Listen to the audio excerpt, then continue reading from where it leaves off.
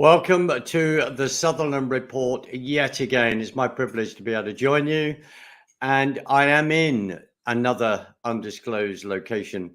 I think the phrase tonight will be, we are all in our undisclosed locations. Now, I'm going to bring on a friend of mine who's bringing on another friend of hers. And as I've titled it, Child Trafficking is Real. Let's have that discussion. One of the discussions out there has been that conspiracy theory has gone from 40 years to 6 hours to, in many times, down to 4 minutes. There's a lot going on in our world, and there's some very, very, very brave people fighting things to bring things to our attention. I am very grateful for that, as are others. But sometimes we have to have those difficult discussions because cognitive dissonance is real. People do not believe us. So that's why you bring the experts on to say. So here we go. We bring them on. Good evening. Well, I'd say good evening from my end, ladies. I hope you are well. T, it's good to see you, my friend. And Dottie, it's a real privilege to meet you. So thank you very much indeed for joining me tonight. Really much appreciated. I'm honored to be here. No, that's fantastic. One of the amazing things about the technology is that we can do this, and it's really important that we do. Dottie, and then I will turn to T to say, Dottie, could you introduce yourself, explain who you are, what you do, and then let's go from there. Okay, well, I guess first I'm a sixth generation Texan, and I rescue victims of human trafficking. I've done so for the past 20 years. In 2005, I triggered the largest rescue of trafficking victims in U.S. history, and I've honored to do it every single day for the past 20 years. Wow. Wow. T, could you introduce yourself? Yes, hi everybody. I'm honored also to be here. Thank you, Mark, and I'm just really honored to get here, to be here also with Dottie. Also, I'm T. It's actually a nickname I go by. I'm actually it's due to the fact that I have a pretty high level active case. My son's name is Jonah. But that's all I'm going to really go into on that today, as far as that goes. I'm somebody that's that due to that pretty high level active case, it's spanned over years. It's an international child trafficking case that stems from the Obama-Clinton administration. Your pretty high level hierarchy type bloodline case is what it is. So due to that, I'm somebody who became a survivor, overcomer.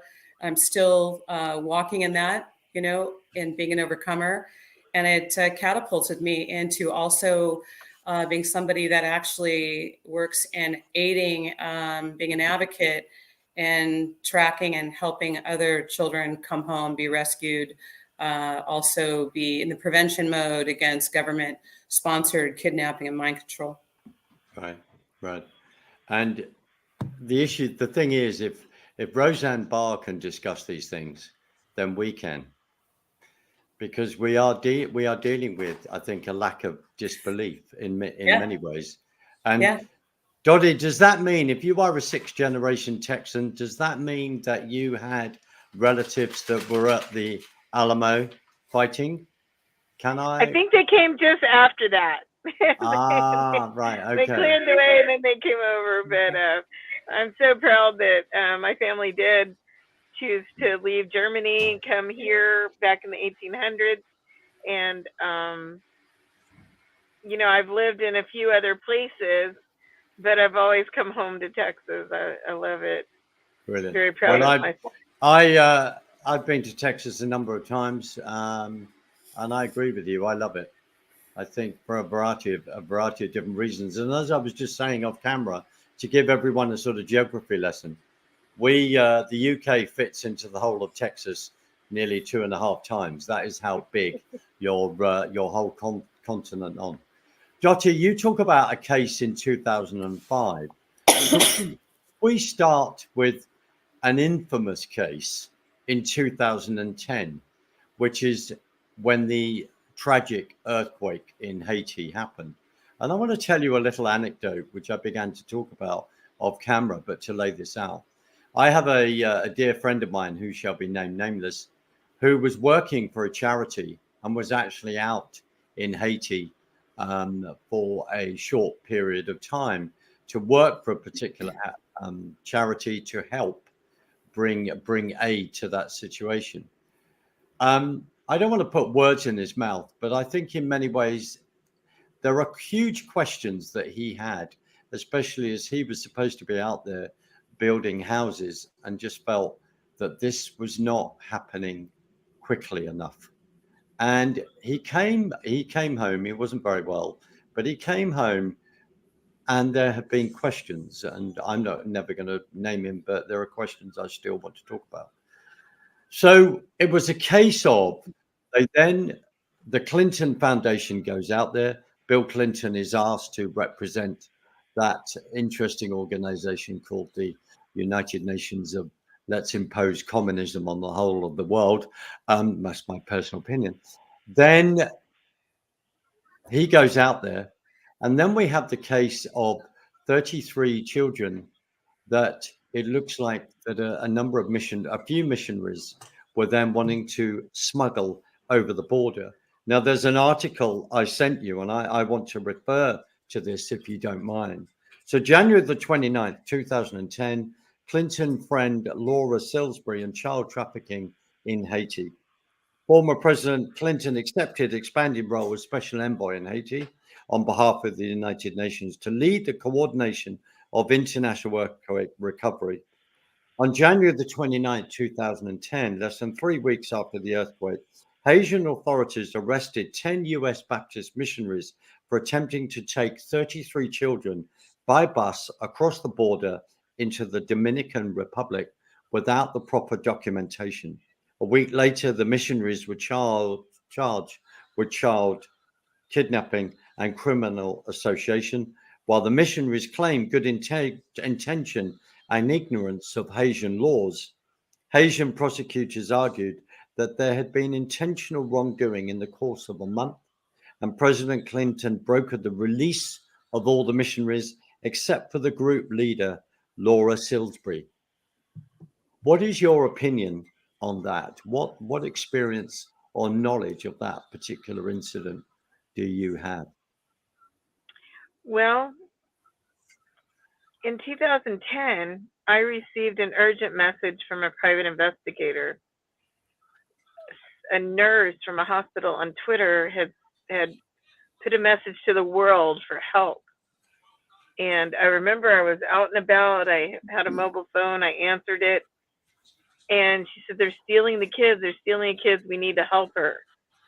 And I said, "Okay, send me the information." And it was both the quickest and the easiest thing I've ever done. But I triggered that rescue. And I triggered the interception of those children at the border. And the way I did so is I had made a lot of personal relationships in my role of building human trafficking task forces throughout the United States. And so some of those contacts were State Department officials. So I immediately got on the phone directly to someone in the State Department that I knew I could trust and shared the message with them. I still have the emails and the messages where I did so. And he was able to move rapidly and alert Haitian authorities who were waiting at the border, and they intercepted, thank God, those children. What a God moment to realize I'm in Texas, out and about doing my day, and those children were so quickly rescued by Haitian authorities. It turns out the 33 orphans, 33, think of that. Think of the child you love and multiply that times 33 times. And the first information I got back is those weren't orphans, they had parents. So somebody's taking 33 children, claiming they're orphans, but they have parents. And let's take a breath and imagine that for a moment. Sometimes we read headlines and we scoot past them and we don't stop to comprehend the words. 33, more than 24 children who had parents that 10 people are claiming are orphans. Wow.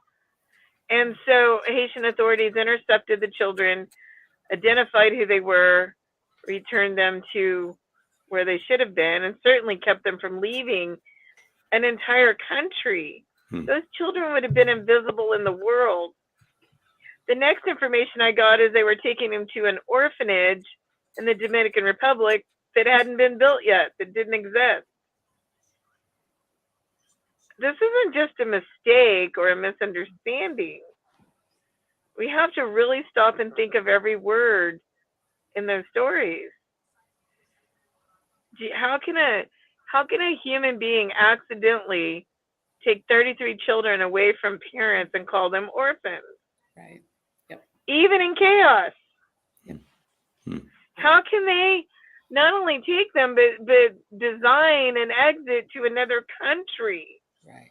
You think 33 children from Texas are going to trip across a border and we're not going to ask a lot of hard questions and hold some folks accountable? And Haiti did that. What a wonderful group of officials that stepped up immediately. There was very little notice, and they were on it so quickly and so effectively. And then imagine a political leader from another country comes in and tells you how to prosecute, how to handle, whether you can prosecute, who gets prosecuted, and finally that all get let go. I hope that never happens in Texas. If it has, or it does, I will be there to say no, that's not okay. So what you're that story. Right. Sorry. So what you're referring to in this case is that Bill Clinton, as we've said in the beginning of this particular article that I'm reading out, then is appointing the UN Special Envoy, the fact that the UN is even appointing him. And of course, there are huge, the Clinton Foundation is extremely suspect and huge questions in how it gets its money, where it goes. So suddenly he goes in there and he's telling the authorities what to do. Is that what you're referring to in that situation? Yeah, I'm questioning why would anyone think that's okay? Because it happens. So some group of adults in the world just let that slide by. And 2024, when it came, I said, I want the world to be safer for mothers and children. Of course, I want it safe for men and everybody, with or without children. But could we at least start where children and mothers are protected as the special life that they are, and they're not? Think about our world right now. They're bait, they're targets, they're in trouble all the time because of outside forces, and this is no different example. Those children were not theirs to take, and saying they didn't understand policy and all that, well, that's you should. That's not an excuse. And then finding they had families. Do you know, just imagine, again, back to who you love the most. If you don't know where they are and that they're okay, and there's been an earthquake, the terror that goes through their families is unforgivable. I work with missing families. Let me tell you, they don't eat, they don't sleep, they can't do any medical appointments or work or go to the doctor. She can speak to this. There is no peace for a second. And it doesn't get better with time, it gets worse. So that is real harm that comes to multiple people, not even simply the 33 children. So anyhow, referring to that memory of that day, it's the easiest thing I've ever done. I didn't even know what that case meant at the time. I realize now, I don't know if anyone knew what was going on in disaster areas before that case. I think it had been happening silently for years for many countries and disasters and people and nonprofits claiming to do work that maybe they weren't really doing, or if they weren't doing it the way they said. And I'm grateful that we're looking at it now, and I urge all your listeners to question, to write, to call.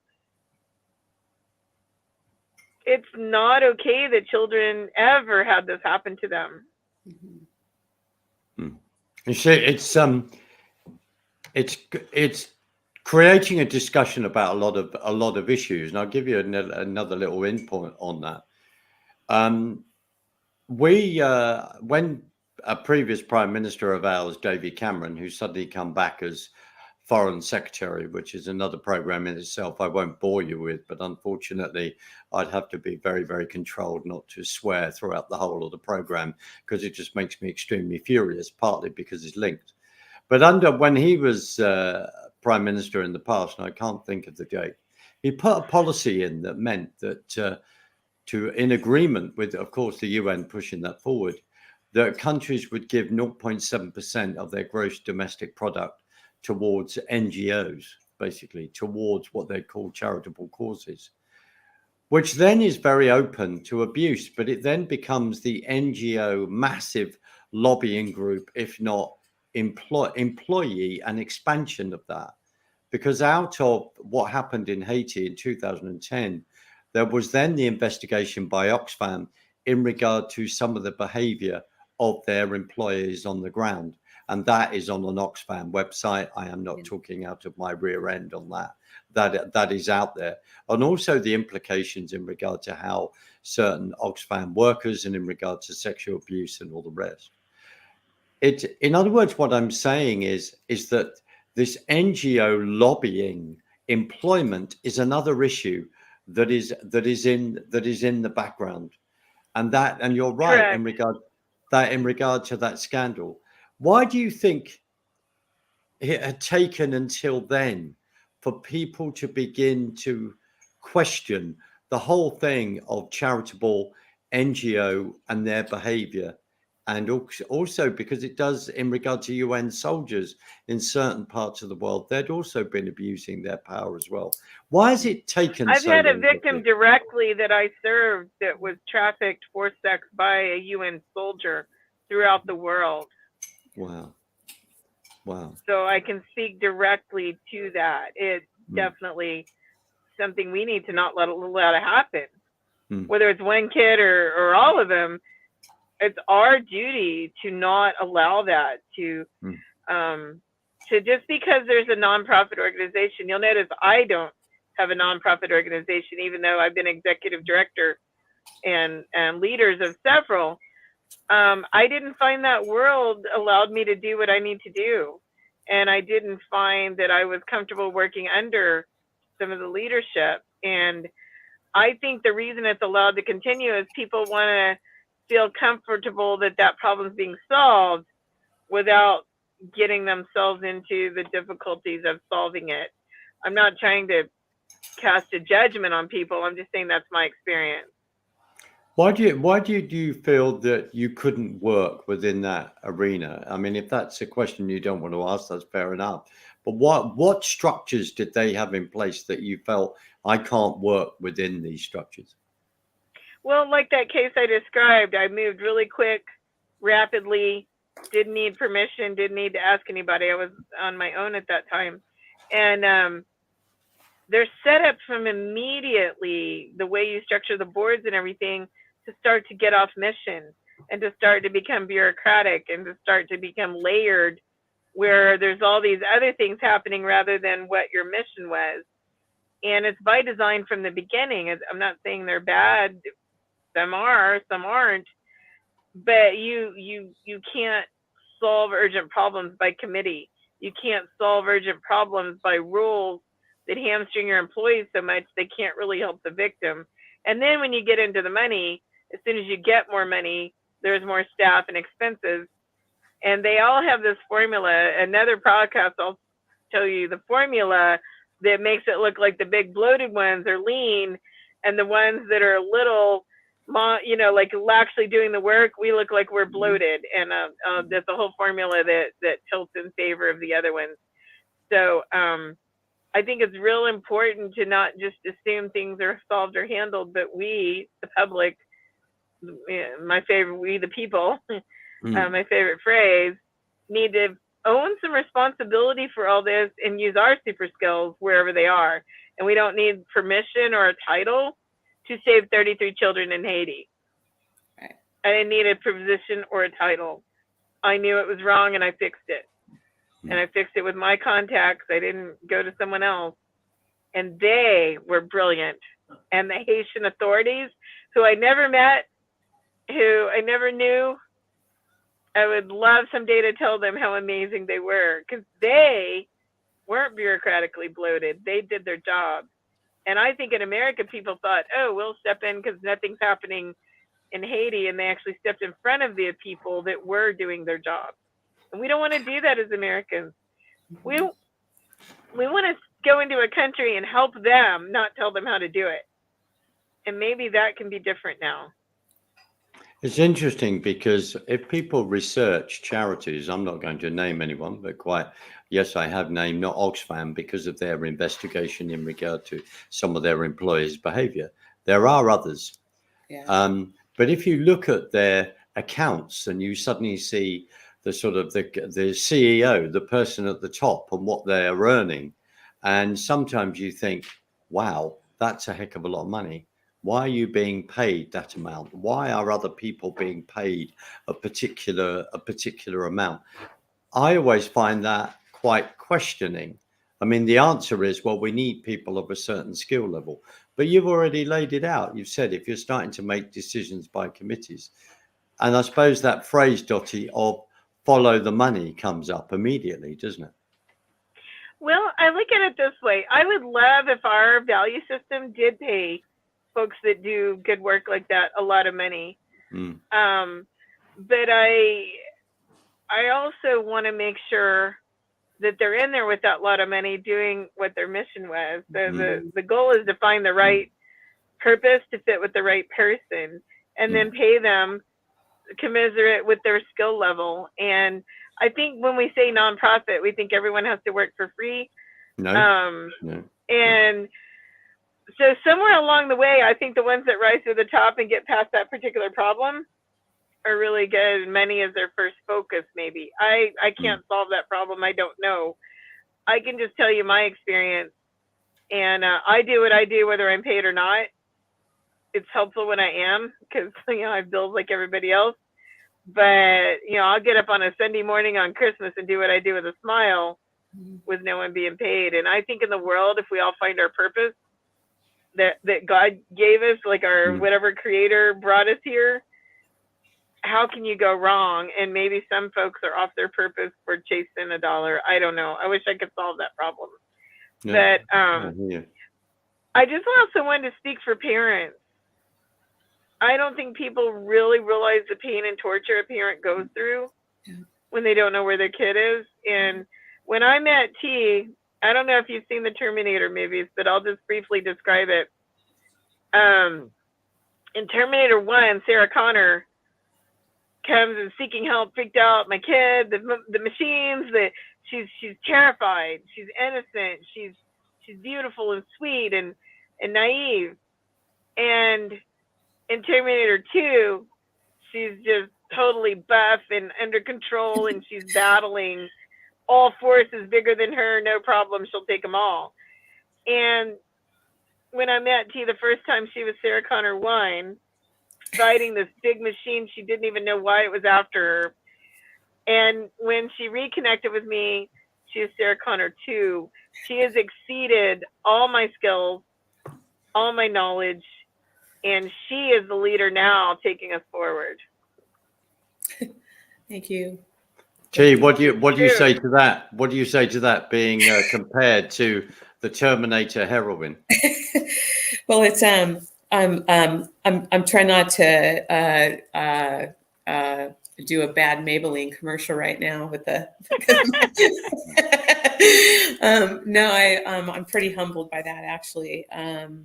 Yeah, it's been I have to say, it's been a really, it's been a huge long road. I have to say that, but I do feel like that the Lord has brought me my faith, I think, and has brought me through such a horrific nightmare is really what it is. And but I want to say, because again, I'm up against, is government sponsored mind control and kidnapping and trafficking. And so that's, and I in saying that, that is the nutshell of what I experience and what I'm up against.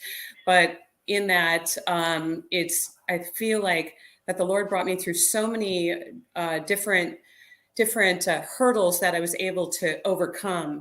And because I have such a tenacity, to fight for my son, to see him come home, to believe that, to know that that's going to happen. But on that road, I learned that, you know what, it's about paying it forward. And it's, again, not only he matters, but there's others with him, that there's not a mom like me. There's not another one. There may not be, or they may not know what to do. I mean, so I feel like, it isn't just him. It's about all these others that are out there with him. And I felt compelled, like, okay, God, like I gotta, if I open that door with him, the others, this is a chance for them to come out too. And so in that whole thing, it was like crash course of how do I do this? What am I up against? How did they do this? And so it was a methodology that I found myself learning about how to undo. And most people in the world do not understand or have no wherewithal at all that there is a whole level, that's a hierarchy level of child trafficking that is happening through our government, through those UN people, through those NATO, and through our courts. I'm going to tell you right now, our judicial system, those guys are just tools. They're only tools, and to be utilized to take children, target parents like me, because that is what happened to me, and to take our children. So, and it's not addressed. It's really like most people don't even want to go there. They don't even want to topple this subject, right? And so, and by the way, I have a little history that a lot of these type of cases that are they're government sponsored kidnapping, the origination of those type of cases, by the way, are out of your country, the UK, just so you're aware, unfortunately. And so, and it trickled down, obviously, to, the Australia and the Oceania, to North America and all over the world, at this point. And so with that said, I found myself with my experience, like God just put people in my path, and that were forensics, that were teaching me, that the law should be something, that the laws that are put in place should be followed and they should work. Okay. And they should work to empower people like Dottie and others, and God willing, and thank God, and there's like just a few good men and women out there. And then, then the rest of us are up against those that it's a machine, and that you would never know is there. And until you start peeling back this onion. So in my situation, in this government sponsored kidnapping, in that I started to unravel like a whole methodology of not just a judicial system. It went higher to the next level. I mean, it went up to like, I'm up against Kamala Harris. It went to that level. And then the next level, it was like, I thought, okay, we should be taking someone like that down. But again, there was hierarchy people. There's people in our structures of government around the world. Goes into the Clinton Foundation. So Obama administration, that's when my child went missing, and it went to somebody sitting right in the State Department that they just repackaged and gave a new name to. Laura Silsby became Laura Gaylor, and she was sitting right in the State Department. Now I had good guys in the State Department that God opened the door to, that helped me. and on children's issue side, we're fighting some on children's matters side. But you had intelligence people back there and people that are all completely connected to the Epstein, situation, that are all all involved. Podestas, they were all sitting there with. I went up against Ernie Allen myself, toe to toe, John Walsh's partner, and so this is how high it went. This is that structure, and again. And that, again, going to UN and those world structures that you don't understand, that this is who these guys are really giving orders all the way down to a judicial system, so that children are not just kidnapped through off the street or in a disaster. They're also legally kidnapped through our governments. Okay, I want to ask the important question here, because, and which may seem daft, and what you both said up to this point is amazing. Why is this child trafficking going on? There are spiritual elements to this, but why is this going on? I mean, we have that kind of thing, satanic ritual abuse, etc., that happens right around the world. Yes, over here, there's historic precedent. I know it may sound like a naive question. What is actually going on here? Well, I've had 20 years to ponder that question. And what I've come up with is that because free will is really expensive, really costly to give humans free will.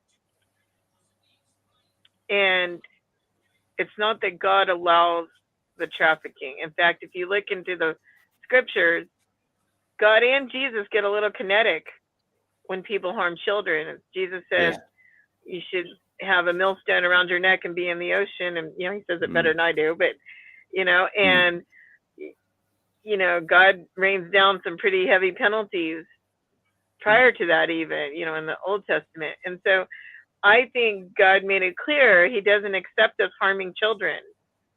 And we have free will, and it's our responsibility. That's what I said earlier on. I keep saying it's all of us adults, responsibility to make this world safe for children and mothers who are most precious in God's view, because that innocent life born into this world, that's the closest we get to him. And that's why I believe the satanic ritual abuse happens, because for whatever reason, people with free will choose they want to harm God. And it took me a long time to figure it out. The easiest way to harm God is through children.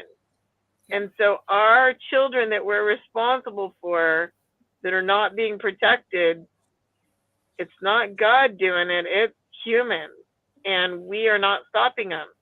And I mean, I'm out there, T's out there, you're doing this. I'm not saying that there aren't people trying, but overall, the world has not said we're not going to allow this. That's right. And that's what we need to do. I agree with that. And I have to say too, because what it is that you have people that are of all walks of life, and it goes down to one core root cause, and it's called money. Children become a commodity. They are trafficked across borders within local, state government, and even cities, towns, you name it, in every way, shape, or form. And again, it's all because they're trafficked. There's more money in trafficking a child and humans more than drugs themselves or running guns. Why is that? We should ask ourselves, why is that? Right. So they're being trafficked. It's like in the situation that happened in Haiti. So these 33 children, they take them over. They're trying to take them over the border in the Dominican Republic there. Then what would happen? They are given to other families for money, for adoption? What? I believe, and I can't know this, my opinion is that they were going to bring them to the U.S. because at that time, you could easily get from the Dominican Republic to the U.S. We had an agreement where it was easy to come and go. And it appeared to me no one would have known they existed, and they would have wound up here invisible. they were stopped, so we don't know, but that's my, my opinion after watching the case all these years. And so imagine you have 33 children that no one knows exist in the world at your disposal. And so I'm just grateful to know that those children aren't wherever they were meant to have been taken. The other thing is that you can research a New York Times article about the unaccompanied minors in the United States that have been found. Again, the government steps in as soon as they're identified and places them. And that article talks about them being placed in slaughterhouses and places like that where they were working. So there's sex trafficking, there's organ trafficking, there's labor trafficking. There's all kinds of ways to turn a human into a commodity.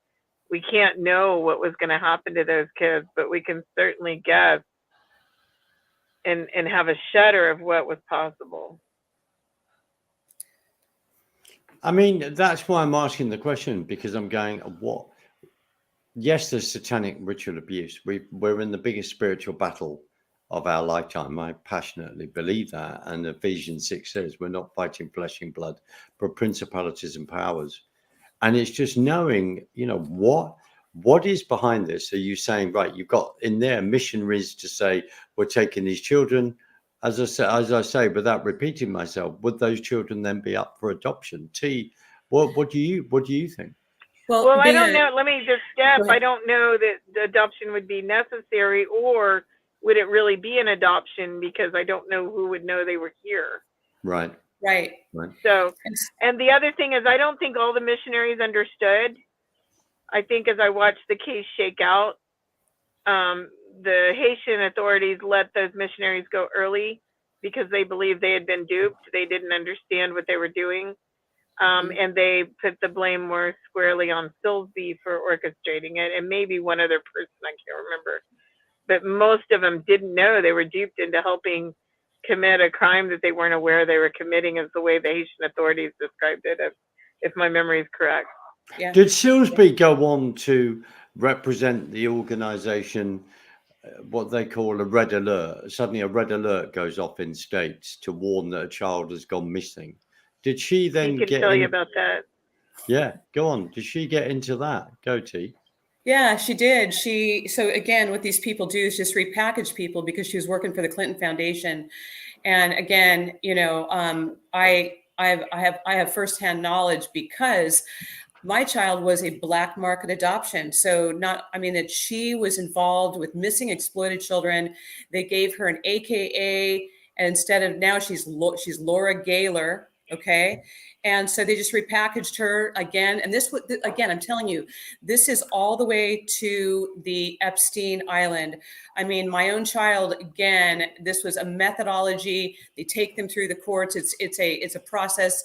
My child was also, it's an SRA situation, satanic ritual abuse, where the children like that, you're talking about, like when I got targeted, it goes into different lineages. Bloodline, it means lineage is what it means. It's no different than you're buying a high bloodline horse. I hate to put it like that, but that's the best way to get have your viewers understand, why that would be important, what that would mean. Like, people spend, millions of dollars on a special to breed a special dog even. I mean, think about that for a minute. So now you have designer children, right? So it kind of falls in that line too, of your designer children, but there's people that actually are trafficking and targeting children. So you have people like the Laura Gaylor working under the Clinton Foundation, the Obama administration. These people are up under the John Kerry. So I want to make sure I mention that, because he was the one that made sure that my child went outside the country, deported him as a U.S. citizen, as though he, on his passport, said he wasn't a citizen of any country around the world. So this is the methodology I'm talking about. Okay. So let me say something real quick, just to clear that up, not to stop you, but you have to understand, I worked in unaccompanied minors. I helped immigrant children who were here for 6 years. I'm not an attorney, but the same as an attorney in that role. If there's a child here without one of their parents, we protect them with what's called a special juvenile immigrant visa. So just what she's saying about her son being deported is questionable at best, if not worse. Go Right. ahead, T. Sorry, I want people Yeah. to know that. We Oh, yeah, protect minors. Yeah, it's important because, and again, you could see like she's talking about this is the protocol that's really supposed to be in place. And so, I mean, again, if I didn't have at the time when I was working with the State Department, the Bureau of State, I mean, I had help going all the way to the passport police, and they were guiding me. I wouldn't have, there's no way, I mean, on God's green earth, I would know how to do any of that. What I did know how to do was I worked with federal forensic guys that knew how to bring it. That's the terminology, by the way. And they knew the protocol. They knew like what the steps were supposed to be. And so I was just basically trained up to learn how to extract that evidence. And I was very good. I'm still good at that. And so, which is why I'm in the position I'm in today, because I understand how that protocol goes. And then they taught me how the legal world is supposed to work. And instead we have people that instead of the laws that are put in place to protect those children and parents like myself, they are violating the law they're violating the law in general. There's a terminology for that they pretend that they are following protocol, but really they're thwarting it is what they're really doing. So again, you had all of these things put in place to protect children from leaving the country. You have Interpol, you have areas like that. And again, these were all thwarted. And so they were covered up because you have layers of people involved in child trafficking that are in power, and they aren't just, again, the Clinton administration, these people are working with others, like goes all the way to the Drokes affair in Europe. So you have this huge, VIP diplomatic area with embassies you have people placed in those places that are thwarting good people in State Departments, in Inspector General's office, Interpol, that kind of thing, that are placed inside those places to thwart the good people like Dottie fighting these types of situations. And let me just point out a real clear example. If people don't believe us, they can check facts for themselves. In the Jeffrey Epstein case, the first time he was arrested and prosecuted, the assistant U.S. attorney who signed the plea deal, silencing all the victims, any future people who could be prosecuted, and allowing Epstein to go to work during the day and sleep at night. Alex Acosta, he trained me before that on human trafficking. So I used to call him for help. He was the go-to guy in the prosecutor's office, which is the U.S. attorney, federal prosecutors for trafficking. So he knew what allowing Epstein to have that agreement meant. He told a story in the training of a little girl in paper towels and how horrible. She had her teddy bear next to the paper towels while being raped, and he gets almost teary-eyed when he tells it about how horrible sex trafficking is. And after he made that film is when he signed the agreement to let Epstein walk and to silence those victims. So fact check that yourself if you don't believe it, and then ask yourself, how was that possible? Are you referring to that situation in Florida? Was Acosta down in Florida? Was it down Correct. in Florida? Yeah. Yes. Yeah. Yes.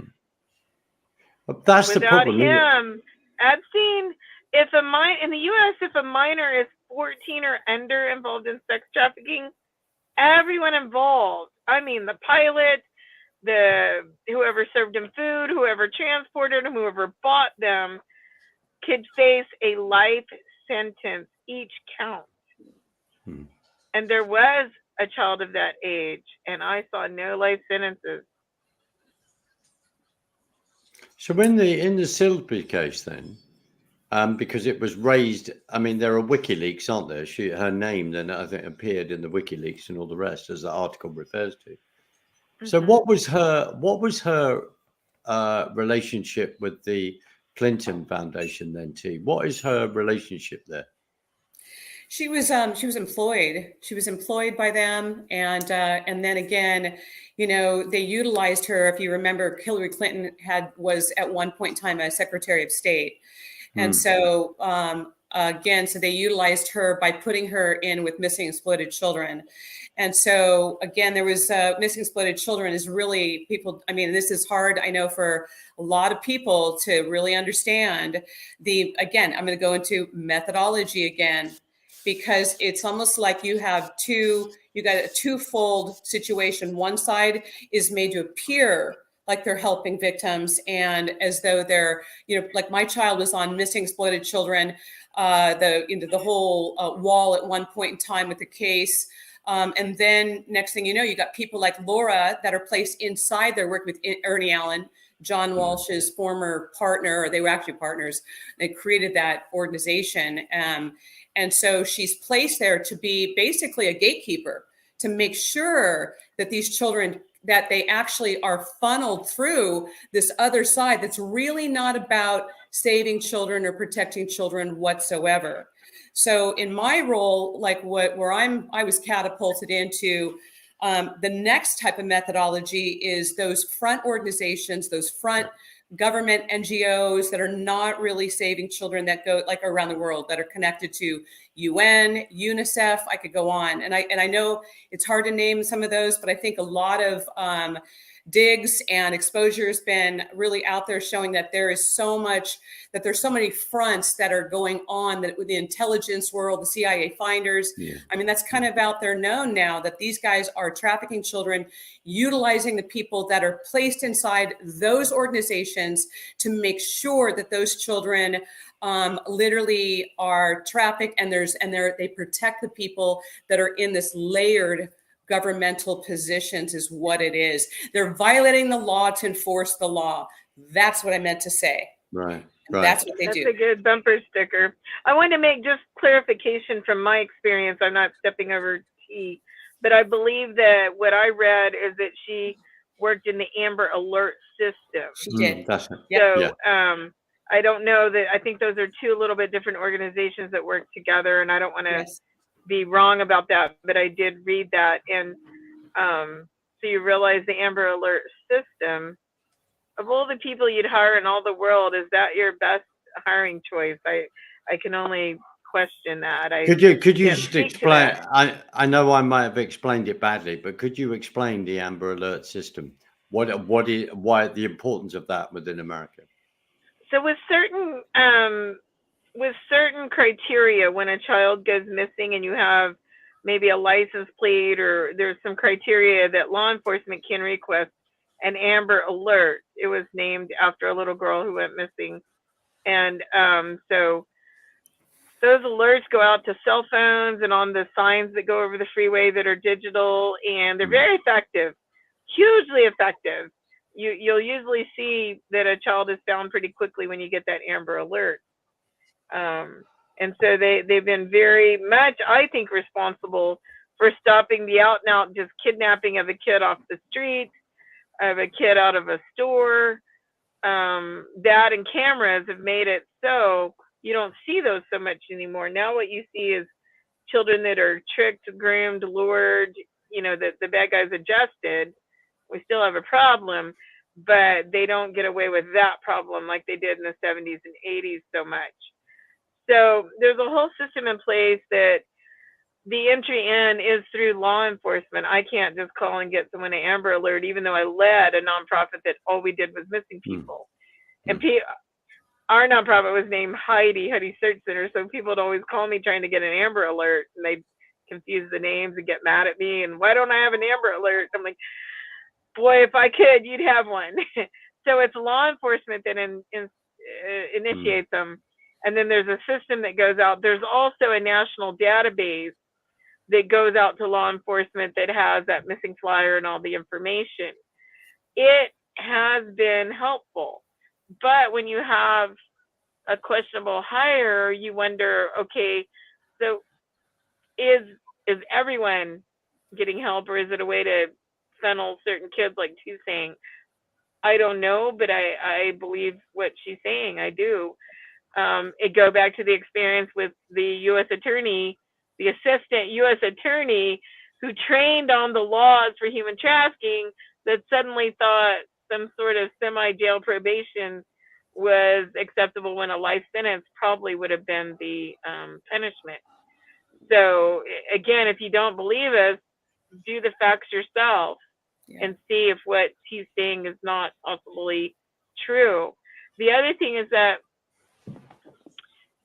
system is a connection from law enforcement asking for help from the public.